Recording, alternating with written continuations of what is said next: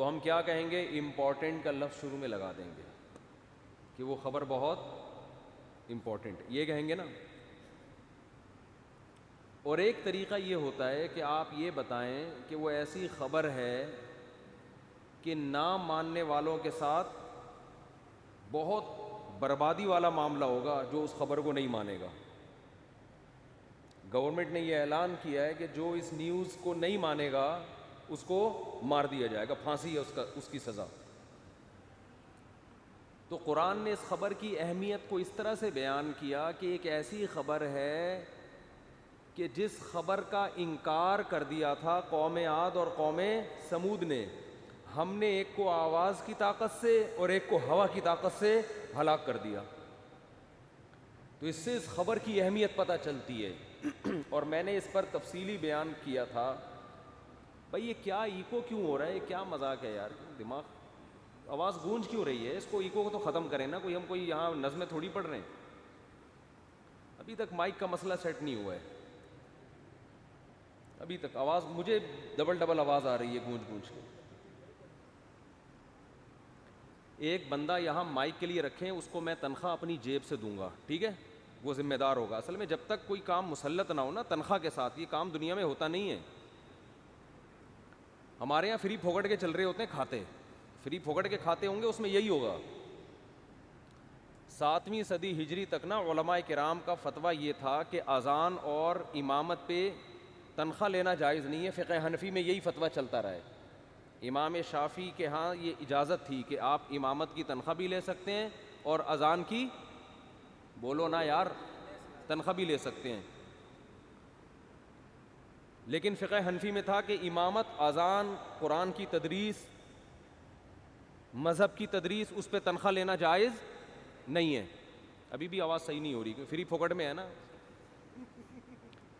علماء نے جب دیکھا کہ لوگوں کے حالات بدل رہے ہیں، وہ دین کا جذبہ نہیں رہا لوگوں میں، تو فقہ حنفی ہی کے علماء نے یہاں امام ابو حنیفہ کے قول کو چھوڑا اور یہ فتویٰ دیا کہ اگر اب امام اور مؤذن کی تنخواہیں متعین نہ کی گئیں تو وہ جذبہ جو اسلاف میں، صحابہ میں تھا نا، کہ فری میں اپنے آپ کو وقف کر دینا امامت کے لیے، 8-10 مسجدوں میں تو ہوگا، اس کے علاوہ مسجدیں امامت سے خالی. تو دین کو بچانے کے لیے فتویٰ دیا کہ بھائی امام کی بھی تنخواہ ہو، مؤذن کی بھی تنخواہ ہو، مدرسے میں پڑھانے والے استاذ کی بھی تنخواہ ہو. تو یہ ادارے چلتے رہیں گے ورنہ برباد ہو جائیں گے. اور بھی بڑا اچھا فتویٰ دیا، اس کی وجہ سے الحمدللہ مسجدیں محفوظ، کیونکہ اب امام کی تنخواہ ہے تو وہ پابند ہے. تنخواہ نہ ہوتی تو 2-4 تو پابندی کرتے، اس کے بعد سب کہتے ہیں یار ہمارا پیٹ ہے، ہمارے بیوی بچے ہیں، ہم کہ ہدیوں پہ پلیں گے کیا؟ وہ جا کے کمانا شروع کر دیتے. تو یہ میں کامیابی کا ایک اصول آپ کو بتا رہا ہوں، یہ سمجھیں. یہ کوئی صرف خبریں نہیں دے رہا آپ کو میں. ہمارے یہاں مسئلہ یہ ہے کہ ہم پیسے خرچ کرتے ہوئے جان نکلتی ہے ہماری ہر کام میں نا. فری پھوکٹ میں، وہ دیکھو آواز ہی نہیں آ رہی، ان کو آواز نہیں آ رہی ہے. اب صحیح ہو گئی. تو ہم نا ہر کام میں چاہتے ہیں کہ پیسے بچائیں اور فری میں کام ہو، اس کا پھر یہی حشر ہوتا ہے. جب دین کا کام نہیں ہو رہا، امامت، مؤذن، ائمہ حرمین کی بھی تنخواہیں ہیں پوری دنیا میں. اب امام کا وظیفہ ہوتا ہے، پھر آپ اس کو فورس کر سکتے ہیں، بھائی آپ وظیفہ لے رہے ہو، آپ ٹائم پہ نماز کیوں نہیں پڑھا رہے؟ مؤذن کو آپ فورس کر سکتے ہو کہ بھائی وظیفہ لے رہے ہو، آپ ٹائم پہ اذان کیوں نہیں دے رہے؟ اگر وہ وظیفہ نہیں لے گا، اذان نہیں دے رہا، آپ کو بھائی اذان کیوں نہیں دے رہے ہو؟ کہے میں کیا تمہارا کھاتا ہوں جو مجھ سے پوچھ رہے ہو؟ غریبی میں چل رہی ہوگی. مؤذن کا جس دن موڈ ہوا ثواب کا اذان دے دے گا، موڈ نہیں ہوا تو کہے گا میں تو تمہارا باپ کا غلام تھوڑی ہوں. تو جو علماء حالات کو جانتے تھے انہوں نے کیا فتویٰ دیا کہ بھائی اب نہیں چل سکتا یہ معاملہ، اسلام کو بچانا ضروری ہے. تو اسلام کے بعض احکام ایسے ہیں تو تغیر زمان سے تبدیل ہو جاتے ہیں. تو یہاں بھی ایک خوب اچھی طرح مسئلہ یاد رکھیں. میری شروع سے عادت رہی ہے، شروع سے، ہمیشہ سے، فری پھوکٹ میں کوئی کام کسی سے نہیں لینا.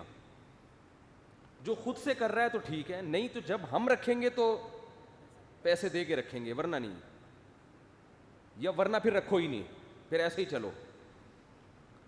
تو ہمارے جتنے ادارے ہیں، چاہے وہ مسجدیں ہوں، چاہے وہ مدرسے ہوں، چاہے وہ اسکول ہوں، یہ لوگ چاہتے ہیں کہ پیسہ نہ لگے, کام میں ایکوریسی پیدا ہو جائے. ایسا نہیں ہوتا, سمجھتے ہو؟ تو روکڑا خرچ کرو بھائی. آپ کی دکان میں ملازم صحیح کام نہیں کر رہا, تنخواہ ڈبل کرو اس کی, اس کا باپ بھی صحیح کام کرے گا انشاءاللہ. اور پھر جو تنخواہ ڈبل کر کے آپ کو نقصان ہو رہا ہے نا, وہ نقصان حقیقت میں نقصان نہیں ہوگا. کام کی ایکوریسی بڑھ جائے گی, اس کو یہ ڈر ہوگا کہ اب اگر مجھے نکالا نا انہوں نے تو میرا ہی نقصان ہے, ان کا نقصان نہیں ہے. تو اس کا باپ بھی کام کرے گا اور پھر پروفٹ آپ ہی کا ہوگا. ایک مثال دیتا ہوں میں, پھر بات آگے لے کے چلتا ہوں. یہ آپ ہی کے فائدے کی مثالیں دے رہا ہوں, یہ دین دنیا دونوں سے اس کا تعلق. ہمارے ایک جاننے والے کمپیوٹر کی شاپ ان کی, دیندار پرہیزگار ماشاءاللہ. میں ان کے پاس کبھی کمپیوٹر خراب ہوتا تو لے کے جاتا, تو کام ہی 2-3 4 دنوں میں ہو رہا ہے. میں نے ان سے کہا یار اتنا لیٹ کام کیوں ہو رہا ہے؟ انہوں نے کہا یار انٹرنیٹ کا پرابلم ہے. میں نے کہا یار وہ فائبر کیبل ہوتی ہے کون سی, وہ ڈالو یار. پیکج بہت خاندانی, سب سے مہنگا والا پیکج لے لو, ٹھک ٹھک ٹھک کر کے کام ہو. نہیں جی وہ تو بہت مہنگا ہے. تو اتنی سینس نہیں ہے کہ کسٹمر جو, میں کٹ گیا, پھر میں نہیں اب وہاں جاتا. جو 2 دن کا کام ہے وہ 6 دنوں میں ہو رہا ہے, تو ہم تھوڑی جائیں گے وہاں پہ. تو یہ سبھی کا ایک قوم کا اجتماعی مسئلہ ہے. ابے بھائی تو یہاں پیسہ بچا رہا ہے, یہ نہیں دیکھ رہا کہ اس کی وجہ سے کسٹمر تمہارے کتنے کٹ رہے ہیں. یہ پیسہ تم قرضہ لے کے بھی خرچ کر دو نا.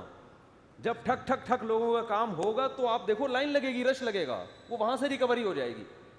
مگر نہیں جی, بس ہماری قوم کا ایک اجتماعی المیہ ہے کہ اوپر کی کھوپڑی استعمال نہیں کرنی. ایک صاحب مجھے کہنے لگے میں جب سفر پہ جاتا ہوں میری بیگم کو بڑا غصہ آتا ہے, اور اس کی وجہ سے میرے تجارتی سفر بھی اب خراب ہو رہے ہیں, بزنس کے لیے سفر کرنا مشکل ہو گیا ہے.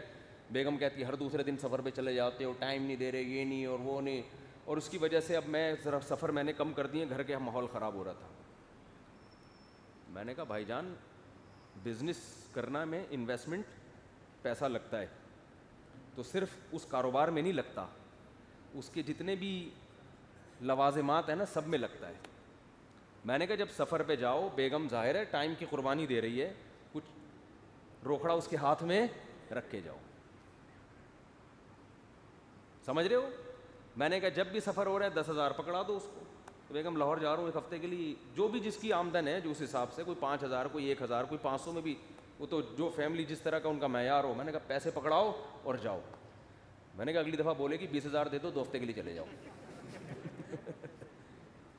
وہ کہہ رہی خرچہ تو میرا اتنا ہی ہے جتنا پہلے تھا, ان کے بزنس کا میری ذات کو تو کوئی فائدہ ہو نہیں رہا, اور بزنس میں ٹائم ان کا صبح شام لگ رہا ہے.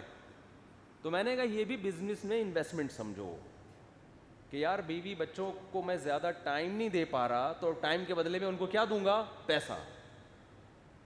خرچ کرنا سیکھو بھائی, اس میں سخاوت کا ثواب ملتا ہے اس میں. اور خرچ کرتا ہوا آدمی اچھا کتنا لگتا ہے. کنجوس کے تو چہرے پہ نحوست ہوتی ہے, کنجوس کے تو چہرے پہ سالے کے نہ ہو, ایسے خرچ کیا کرو, یہ لو پیسے, یہ لو جا یار ایش کر. دیکھو اللہ کتنا پیسہ دے گا. ملازمین کو بھی کھلایا کرو پلایا کرو. ادھر بھی ایسا نچوڑتے ہیں یار, ایسا نچوڑتے ہیں اس کو, جو ہم دیکھ رہے ہیں. اتنی تھوڑی تھوڑی بعض ملازمین کی مزدوروں کی تنخواہ ہے, وہ صرف مجبوری میں ٹکا ہوا ہے کہ یار سارا دن مجھے ان کے ساتھ مزدوری کرنی پڑتی ہے, محنت کرنی پڑتی ہے, اتنا مل رہا ہے.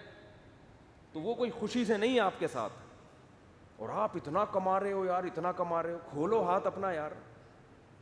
وہی بات ہے, دنیا کو جب تک مسافر خانہ نہیں سمجھے گا, کنجوس کا کنجوس ہی رہے گا, جمع ہی کرتا رہے گا کم بخت. اور ہوتا ان کے پاس پیسہ ہے نہیں. پیسے کی تو نیچر ہے, جیسے پانی کی نیچر ہے ہمیشہ بلندی سے پستی کی طرف آئے گا, پیسے کی نیچر ہے خرچ کرو گے تو آئے گا. یہ نیچر ہے پیسے کی, تو اللہ نے بنائی اس کی یہ فطرت ہے. ایسا نہیں کہ تمباکو گٹکے میں اڑانا شروع کر دو. تو یہاں بھی وہ کدھر گئے, اب مائک کے لیے نا بندہ رکھیں, تنخواہ میں دوں گا. اس کے بعد یہ مائک خراب ہوا نا تو میں اس کو بولوں گا تو 1 مہینے کی تنخواہ مجھے واپس دے جو میں نے تجھے دی ہے. ہاں دے واپس, دیکھتا ہوں دے. اس کا باپ بھی کرے گا, کیونکہ پیسوں کے جب ہوتا ہے تو ابھی فری ثواب ہے نا, ابھی تو یوں کر دو ثواب مل رہے ہیں, یوں کہ ہو گیا صحیح ہو گیا, چلو ثواب مل گیا ہم جا رہے ہیں. اگلی دفعہ کوئی اور ثواب لے گا, وہ آ کے یوں الٹا کر دے گا مائک کو. کہے گا ان کو زیادہ ثواب کیوں ملا, تھوڑا کم ملنا چاہیے. ثواب پہ کام ایسے چل رہے ہوتے ہیں. دوسرا آئے گا تھوڑا اور گھما دے گا, تھوڑا جنت الفردوس میں جانا ہے میں نے, ایکو بھی ڈالو اس میں, ایکو بھی ڈالو اس میں, جنت الفردوس کے لیے وہ زیادہ گھما دے گا اس کو. تو فری پھوکٹ میں کام نہ کیا کرو, خرچہ کیا کرو جتنی اللہ نے گنجائش دی ہے. نہیں دی ہے تو پھر الٹے پلٹے کام ہوں گے, پھر صبر کرو, پھر وہ آخرت میں اللہ غریب آدمی کو اللہ آخرت میں نواز دے گا. ٹھیک ہے نا, پھر صبر کرو. لیکن پھر یہ توقع نہ رکھو کہ کام صحیح ہوں گے. آپ کام پیسوں سے ہی ٹھیک ہوتے ہیں, فری پھوکٹ میں ٹھیک نہیں ہوتے. ہاں یہ خوب سمجھ لو. اب غریب آدمی کیا کرے, وہ صبر کرے.